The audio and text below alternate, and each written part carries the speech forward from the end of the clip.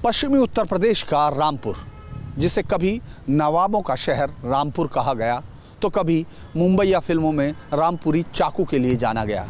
लेकिन जब बात राजनीति की हुई तो जैसे आज़ादी के बाद इस शहर ने नवाबों के इर्द गिर्द ही अपनी राजनीति की और उसके बाद जब कभी दीवाना कहे जाने वाले आजम खान ने यहाँ राजनीति में कदम रखा तो जैसे रामपुर उसका दीवाना होकर रह गया। एक के बाद एक कई बार आजम खान यहाँ जीतते रहे और यहाँ की सियासत को अपने हिसाब से चलाते रहे। रामपुर एक ऐसी शहर की सीट है जहाँ बीजेपी अब तक जीत को तरसती रही। ऐसे में इस चुनाव में जब रामपुर में इस बार आजम खान चुनावी मैदान में हैं लेकिन जेल से हैं, उस वक्त क्या बीजेपी कोई समीकरण बना पाती है जिसमें वो जीत की दहलीज तक पहुंचती है, या फिर राजनीति वापस नवाब खानदान के घर तक पहुंचती है? देखिए मेरे साथ रामपुर के चुनावी मिजाज को इस बार, और क्या आजम फिर अपनी जीत का सिलसिला आगे बढ़ाएंगे।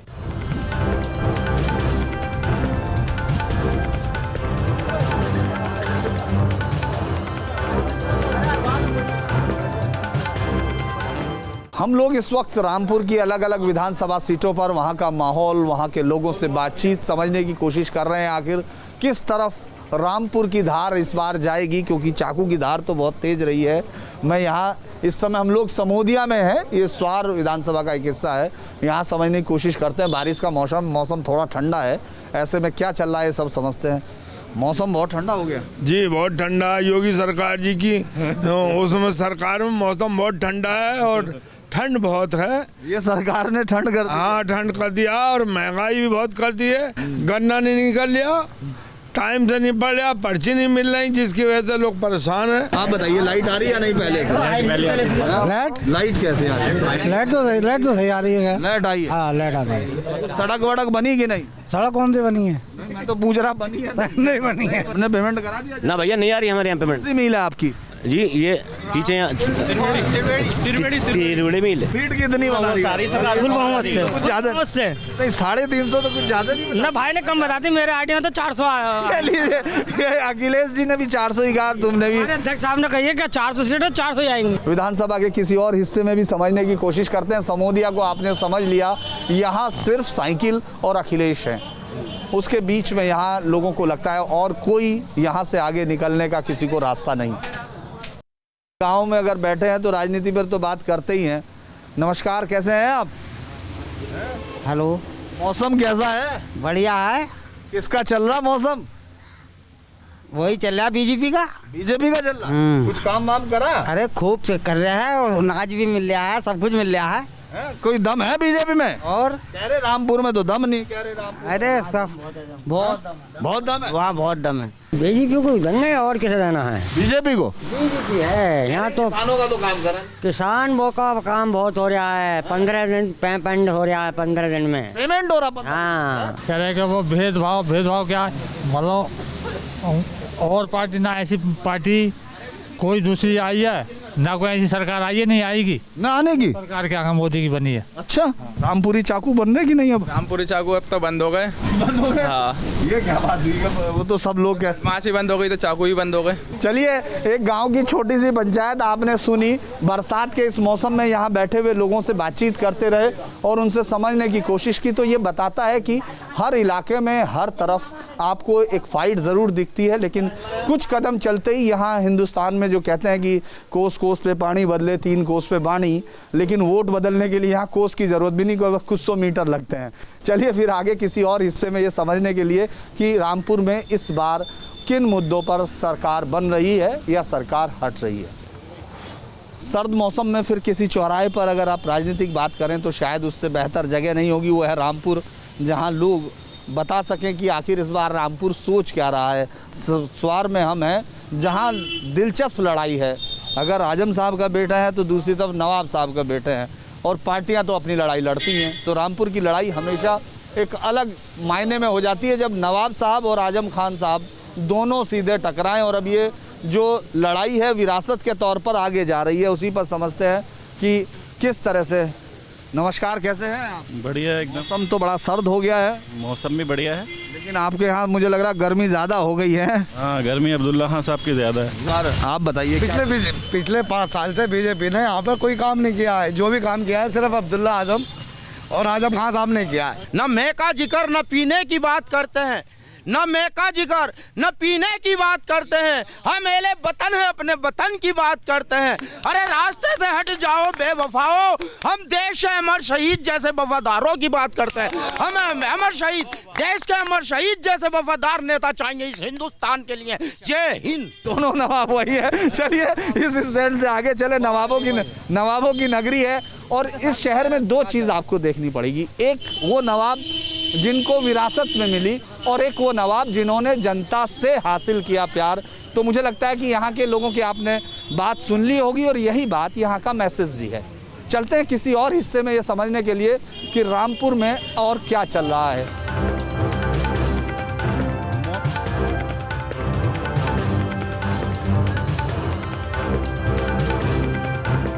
मौसम सर्द हो तो फिर चाय की दुकान एक ऐसी जगह है जो गर्मी देती है लोगों के अंदर भी, और जो चर्चाएं चल रही हैं उनको भी गर्म कर देती है। हम एक ऐसी चाय की दुकान में हैं। इस वक्त बाहर बारिश का मौसम है और लोग अंदर बैठे हैं, तो वो सिर्फ चाय नहीं पी रहे हैं, साथ में राजनीतिक बातें भी उनके अंदर से जो हैं आ रही हैं, जा रही हैं। अब हम लोग भी बात करने की कोशिश करते हैं कि आखिर समझें तो कि क्या चल रहा है रामपुर में, क्या इस बार आइडिया है स्वार का, क्या मुद्दे हैं और किस पर बातचीत लोग करेंगे। इस ये कारण है कि समाजवादी पार्टी जो है राजनीति जो करती है वो हिंदू मुस्लिम की नहीं करती है, सीधी सीधी करती है लोगों के फायदे के लिए। हाँ, तो इसलिए अब्दुल्ला को ज़्यादा कह रहा है, हम भी अब्दुल्ला को देंगे वोट। आप बताइए क्या है? साइकिल को वोट देना हमें तो। साइकिल को वोट देना? वो तो कह रहे हमने बहुत, सरकार दावा कर रही हमने बहुत काम किया, आपको नहीं लग रहा काम वाम? हम साइकिल को वोट देंगे। बीजेपी को काम वाम कुछ किया? बीजेपी बहुत काम किया है, बहुत काम किया, दिखिए सब काम दिख रहे हैं। जो क्या बात है। एक छोटी सी चाय की दुकान पर आपने एक छोटी सी बातचीत देखी। इससे आगे की तरफ चलते हैं फिर और किसी बातचीत के लिए।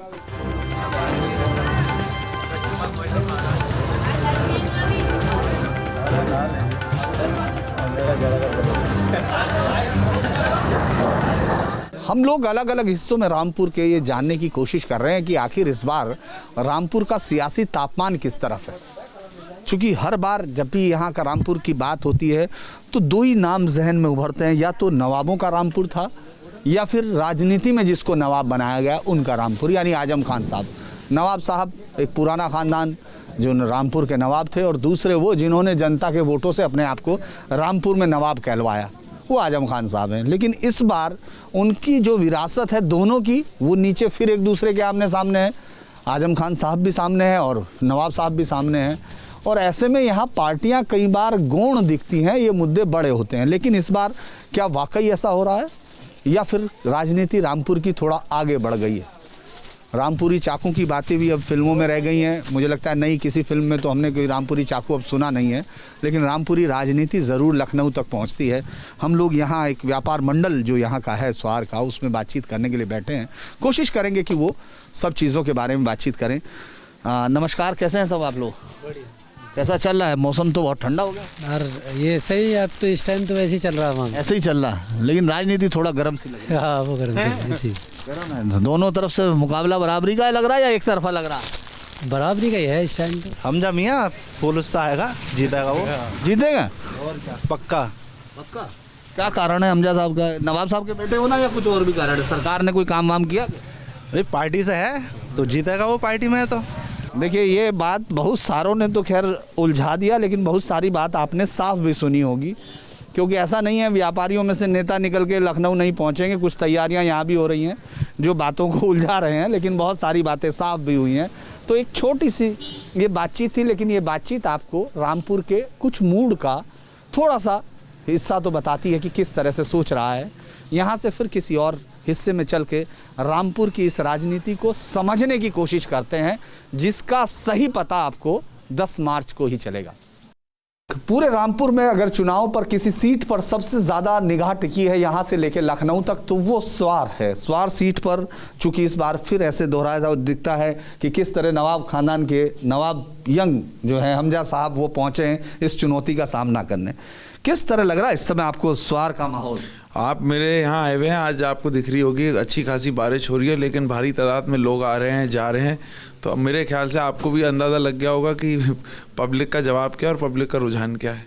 अच्छा, एक बात लगातार कही जा रही है कि स्वार को लेकर कि साहब वो जो कैंडिडेट थे आपको कांग्रेस ने टिकट दिया लेकिन आपने वापसी ले ली। मैंने अपनी पार्टी की राष्ट्रीय अध्यक्ष अनुप्रिया पटेल जी की नीतियों से प्रभावित होने के बाद और जिस तरीके से पिछले 5 साल की सरकार रही है उनकी नीतियों से और काम से प्रभावित होकर अपने सभी लोगों से सलाह मशवरा करने के बाद ये कदम उठाए जो मुझे पब्लिक के हित में बेहतर लगा। आपको ऐसा नहीं लगता कि जब आप स्वार जैसी जगह पर हों जहां अल्पसंख्यक वोट है वो आपको बीजेपी के साथ एसोसिएटेड दल पे दिखता है? पार्टी को वो हर आदमी दे। आप बीजेपी की बात कर रहे हैं, मुसलमानों को जितना आराम इस सरकार में मिला है सपा में नहीं मिला है। ऐसा है कि उन्होंने हमारे वालिद साहब को हराया तब था जब पूरा प्रशासन उनका चुनाव लड़ा रहा था। मुख्यमंत्री समेत बोलते थे उस टाइम कि रामपुर उत्तर प्रदेश में ही नहीं है। अच्छा, और गुंडा राज था इधर, तो वो ऐसा था जैसे गब्बर सिंह वाला राज चल रहा था। यहाँ ये पूरा ये गब्बर सिंह थे रामपुर के। प्रिया, तो आपने देखा कि किस तरह से साफ है हमजा साहब को कि इस बार वो स्वार में पूरा बदल कर रखे देंगे। जो पिछली बार के चुनाव रिजल्ट है उससे उलट आएगा।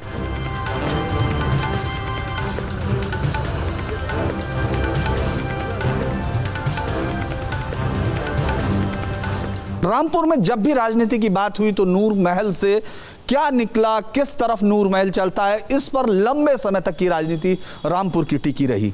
आजम खान साहब आए, उन्होंने अपनी राजनीति को मोड़ने की कोशिश की, लेकिन नूर महल हमेशा की तरह सामने खड़ा रहा, दिखता रहा। पिछली बार के चुनाव से इस बार का चुनाव में क्या अंतर है?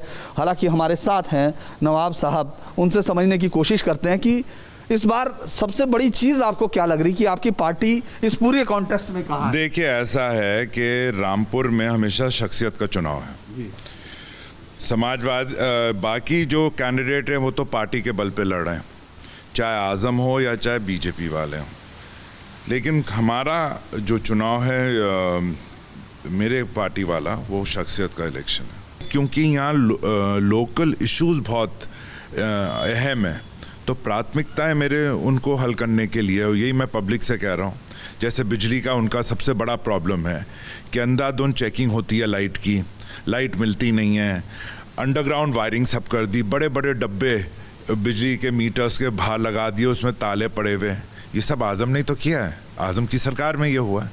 सब परेशान हैं, उनके पार्टी वाले भी उसी परेशानी से गुजर रहे हैं। जो कैंडिडेट आज़म का बेटा, आज़म शेर है तो ये सवा शेर, आज़म का बेटा अपना राजनीतिक सफ़र फ्रॉड और 420 से शुरू करे तो पब्लिक को देगा क्या? वो मेरा बेस वहाँ इतना मजबूत है और मेरे बेटा जो है वो मुझे लगता है वो मुझसे भी बेहतर विधायक साबित होगा। तो आपने सुना, खरी खरी बातों के साथ कहा कि मेरे बेटे को आशीर्वाद भी, और जो पिछली बार चुनाव हुआ था वो तो नल एंड वॉइड हो गया क्योंकि फोर्जरी पर था, और इस बार वो आजम खान जो जेल में है उसके मुताबिक कोई सहानुभूति या कुछ नहीं मिलना है क्योंकि उनको उनके कर्मों के चलते वहाँ भेजा गया है।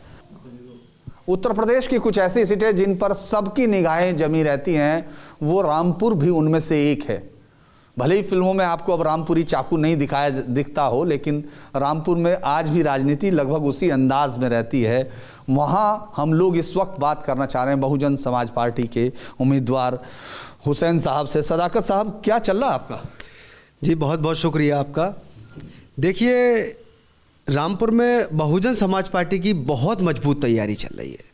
जिस तरह से पूरे प्रदेश में तेजी आई भी है बहुजन समाज पार्टी की, उसी तरह से रामपुर में भी बहुत मजबूत तैयारियां हैं हमारी। मैं आपको बता दूं, बहुजन समाज पार्टी की ग्राउंड लेवल पर तैयारी होती है, ज़मीनी तैयारी होती है, जिसका शोर शराबा नहीं होता है कहीं ज़्यादा, आपको शोर शराबा नहीं मिलेगा। लेकिन रामपुर में ख़ास तौर पर इस बार रामपुर में जनता बदलाव के लिए मन बनाए हुए है। और मैं आपको बता दूं कि इस बार 2022 में 100% बदलाव आना है रामपुर में, क्योंकि रामपुर की जनता इस टाइम पर बदहाली के हालात में है, भूखमरी के हालात में है, क्योंकि रामपुर के अंदर कोई रोज़गार नहीं है। रामपुर रोजगार के क्षेत्र में बहुत पिछड़ा हुआ है। मैं आपको बता दूं, शहर के अंदर कोई ऐसा कारोबार नहीं है जिससे लोगों को एक ठीक से रोजगार मिल सके, लोग अपने बच्चों का पालन पोषण कर सके, लोग अपने बच्चों को अच्छी शिक्षा दिला सके। ऐसा कोई रोजगार रामपुर के अंदर नहीं। अच्छा, रामपुर में आप सरकारी जो दावे हैं उनसे लड़ रहे हैं या फिर आजम खान साहब से लड़ रहे हैं, क्या है ये? देखिए, यहाँ सिर्फ आजम खान साहब से ही नहीं, यहाँ हमारा भारतीय जनता पार्टी का भी जो प्रशासन का है उसका भी रवैया ठीक ठाक नहीं है, जहाँ तक मैं आपको बता दूँ, रामपुर में भी। और जहाँ तक हमारा जो मुकाबले की बात है, वो रामपुर शहर के अंदर भारतीय जनता पार्टी का कोई वजूद नहीं है, कांग्रेस का कोई वजूद नहीं है। हमारा अब सीधा सीधा मुकाबला समाजवादी पार्टी और बहुजन समाज पार्टी का रामपुर में है। अच्छा, नवाब साहब का कोई दम नहीं है, वो कह रहे हैं उनका यहाँ पर कोई जनाधार नहीं है, रामपुर के अंदर कोई जनाधार नहीं है। वो इसलिए नहीं है कि मैंने कह दिया, वो इसलिए नहीं है कि रामपुर के अंदर कोई ऐसा काम नवाब खानदान ने नहीं किया है। अगर नवाब खानदान भी अगर रामपुर के अंदर लोगों को रोजगार मुहैया कराने की अगर सोचता तो रोजगार मुहैया करा दिया होता नवाबों ने। नवाब, ये लोग घूमने वाले लोग हैं, ऐशप्रस्त लोग हैं, ये गरीबों की गरीबी को नहीं जानते हैं, कमज़ोरों की कमज़ोरी को नहीं जान पाते हैं, तो इसलिए ये कुछ नहीं कर पाए रामपुर के लिए, इसलिए इनका कोई गिनती नहीं है। और अब मैं बात बताऊँ समाजवादी पार्टी की, आजम खान साहब की। आजम खान साहब आज जेल में है, इसका कोई फर्क नहीं पड़ता है, और वो क्यों जेल में है, किन वजहों से जेल में है, ये सब जानते हैं। और मैं ये चीज़ और बता दूं कि जितना बड़ा रोल भारतीय जनता पार्टी का रहा है उनको जेल भेजने में, उससे ज़्यादा बड़ा कहीं रोल समाजवादी पार्टी का है। बाकी कुछ ऐसे मुकदमे भी हैं जो उनका बेटा 23 साल की उम्र उन्होंने अपनी 26 साल की करा ली, वो सबसे बड़ी वजह उनकी जेल जाने की वही है, जो उन्होंने अपनी उम्र में तब्दीली कराई थी, 2-2 सर्टिफिकेट बनवाए थे, जिसमें किसी प्रूफ की, किसी प्रमाण की कोई ज़रूरत नहीं है। सरकार ने, भारतीय जनता पार्टी ने पूरे प्रदेश के अंदर, पूरे प्रदेश में भुखमरी के हालात हैं। आप ग्लोबल हंगर इंडेक्स की आप रिपोर्ट देखिएगा उठा करके, उसमें भुखमरी के क्षेत्र में हमारा देश 119वें पायदान पर पहुंच गया है, 119वें पायदान पर। ये हालात बनाए भारतीय जनता पार्टी ने। वो कह रहे कि हम लोगों ने तो राशन भी बांटा है। देखिए, 1 किलो नमक, 4 किलो चावल, ये लोगों को भिखारी बनाना चाहते हैं, ये लोगों को मोहताज बनाना चाहते हैं। इनकी प्लानिंग ये थी। और जो किसान कानून जो वापस हुए हैं, वो कृषि कानून भी यही थे कि वो भी गुलामी बनाने का लोगों का। अच्छा, आपको लगता है कि आजम खान साहब जेल में हैं, उन पे आरोप बता रहे आप कि बहुत ही कम सही हैं, तो ऐसे में सहानुभूति नहीं मिल रही होगी? देखिए, आरोप कुछ तो मुकदमे हैं फर्जी, लेकिन कुछ असली भी हैं। असली भी मुकदमे हैं, जैसे उनके बेटे का। बाकी तो मुकदमों की मैं बात नहीं करूंगा ज़्यादा, लेकिन जैसे 420 का मुकदमा इनके ऊपर, जौहर यूनिवर्सिटी में कब्जा ना, जौहर यूनिवर्सिटी का भी बहुत बड़ा इसमें गेम है, बहुत बड़ा इसमें फ्रॉड है, और इसके बारे में बहुत सारी तब्दीली से बताना पड़ेगा। लेकिन मैं शॉर्ट में आपको ये बताता हूँ, जैसे मदरसा आलिया, अरबी फारसी की एकमात्र पहली यूनिवर्सिटी हिंदुस्तान की रामपुर में थी, मदरसा आलिया यूनिवर्सिटी। वो यूनिवर्सिटी आजम खान साहब ने ख़त्म करा दी, बंद करा दी, वहाँ पर रामपुर पब्लिक स्कूल अपना बनवा दिया। इसको इन्हें बंद कराने का मकसद सिर्फ कुछ नहीं था, सिर्फ मकसद इनका एक ये था कि मुझे नवाबों के नाम को मिटाना है।